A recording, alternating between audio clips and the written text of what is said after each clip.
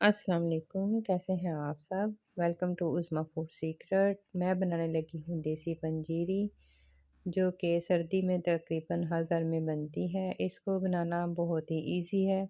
इसको आप खुद घर पे भी बना सकते हैं। अमूमन तो पंजीरी बनाने के लिए घर के किसी बड़े बूढ़े से बनवाई जाती है, लेकिन ये इतनी इजी रेसिपी है, आप खुद भी बना सकते हैं।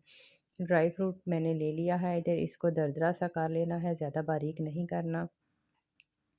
आधा किलो देसी घी ले लिया है और इसमें 1 किलो सूजी ऐड करनी है और इसको अच्छे से भून लेना है। बिल्कुल स्लो आंच पे स्लोली स्लोली इसको भूनेंगे। और बकाया आधा किलो घी मैंने दूसरे बर्तन में ऐड किया है और इस पे मैं गंदम का आटा 1 किलो ऐड कर दूंगी। आप गंदम के आटे की जगह पे बेसन भी ले सकते हैं, दोनों का टेस्ट बहुत अच्छा होता है और दोनों ही हेल्दी हैं।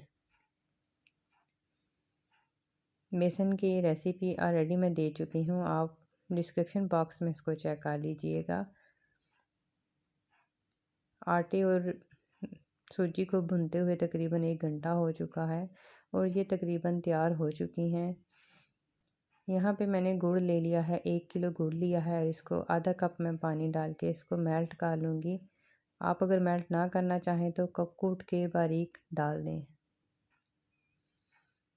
दोनों चीज़ें तैयार होने के बाद गरम गरम इनको मिक्स कर देना है और उसके ऊपर ड्राई फ्रूट, फिर इसको मिक्स करेंगे।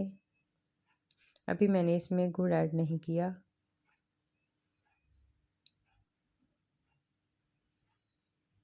जब आपको इत्मीनान हो गए ये दोनों अच्छी तरह भुन चुकी हैं, पक चुकी हैं चीज़ें, तब इनको मिक्स करें। एंड पे मैं इसमें गुड़ ऐड करूँगी और फिर इसको मिक्स कर लूँगी। जब ये ठंडी हो जाएगी तो इसको मैं दूसरे बर्तन में भर लूँगी। Hope you enjoy winter recipe. अल्लाह हाफिज़।